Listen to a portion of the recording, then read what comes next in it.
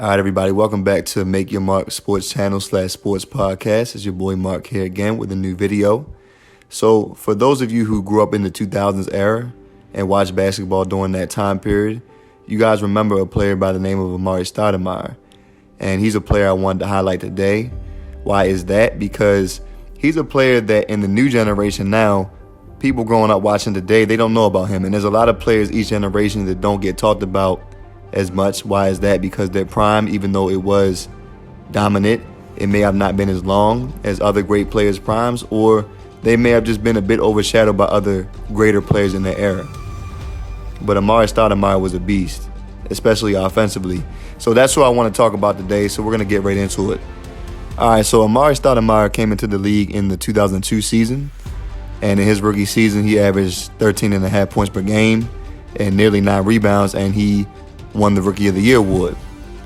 So from that season onward, from his second season onward, the 03-04 season, all the way until the 2010-2011 season, outside of the 05-06 year, which he got injured. So from 03 to 2011, minus the 05-06 season, so that's 7 straight seasons, he averaged over 20 points per game and at the very least 8 rebounds. He did that for 7 consecutive seasons. In the 04-05 season, which was his third season, he had a breakout year. He had a career high in points per game that season, averaging over 26, 9 rebounds per game. And that was the year that Mike D'Antoni first came in as a coach for them, for the Phoenix Suns. And that was Steve Nash's first year as well. So they put everything together that year, and the Suns had the best record in the NBA. And in the playoffs that year, Amare Stoudemire did even more damage. He averaged nearly 30 a game, 10.5 rebounds, and 2 blocks. And in the conference finals, even though they lost to the San Antonio Spurs in 5 games, the series was very close. They got outscored by 4 points per game in that series, across the series.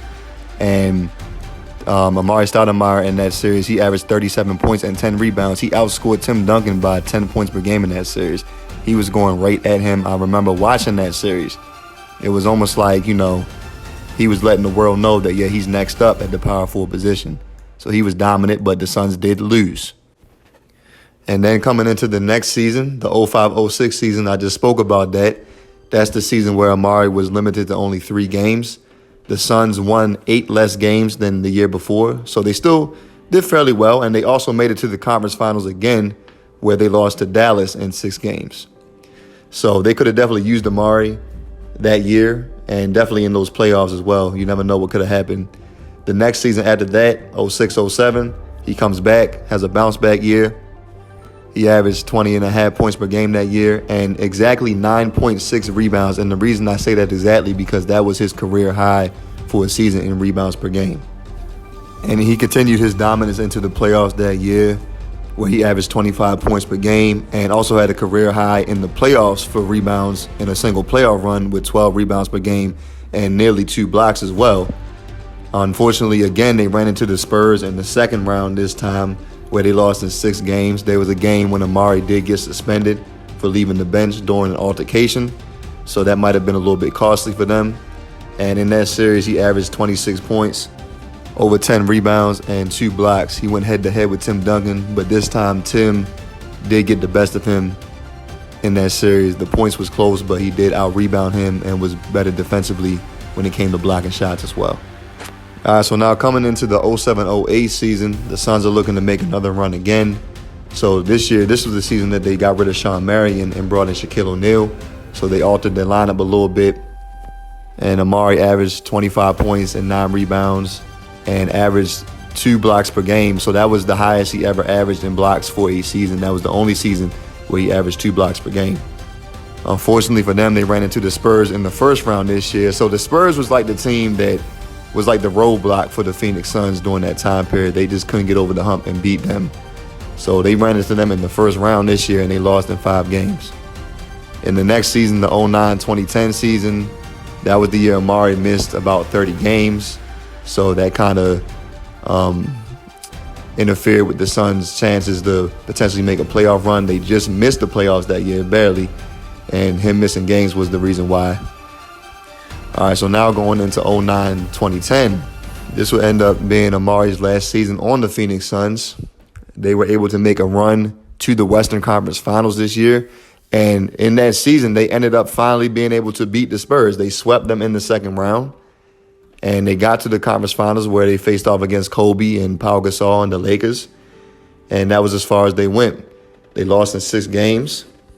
Amare gave you 25 in that series. However, in that series and throughout the playoffs as well, he only averaged a little bit over 6 rebounds. So his rebounding was down during that playoff run and in that series as well. So they ended up losing. And then, like I said, that was Amare's last season. In the 2010-2011 season, he was traded over to the New York Knicks, where he had a very good season, averaging 25 points again, 8 rebounds, 2.5 assists, which was a career high for a season, 2.5 assists. And he helped that Knicks team, along with Carmelo Anthony being traded there midway through the season. They were able to help uplift that Knicks team. They were able to make the playoffs, but unfortunately, in the first round, they faced off against Boston, and Amare got injured, so they ended up getting swept. And after that, pretty much after that, Amare's career went downhill. He struggled with injuries. And whatever team he was on, he pretty much was just a role player. But during that time frame from around 2005 all the way till 2011 when he was healthy, he was one of the best, not just power forwards in the league, but one of the best players in the league. He was a 6-time All-Star. He made the All-NBA team 5 times, 1 on the first team and 4 on the second team. During the 2000s decade, he had the 11th most 40-point games in that time period.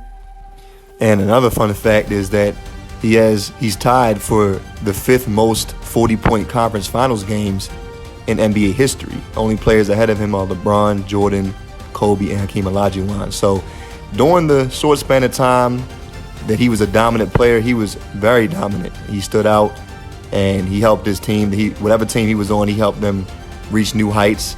Of course, he was never able to get over the hump, but he was still a great player during that time period. So I just wanted to give him a little shout out just to cover his career and showcase what he was able to do during his career as well. So hopefully you guys enjoyed. Everybody stay tuned. Make Your Mark Sports Channel / Sports Podcast will be coming soon with some more videos. Everybody have a blessed day. All praise be to the Most High. Thank you again.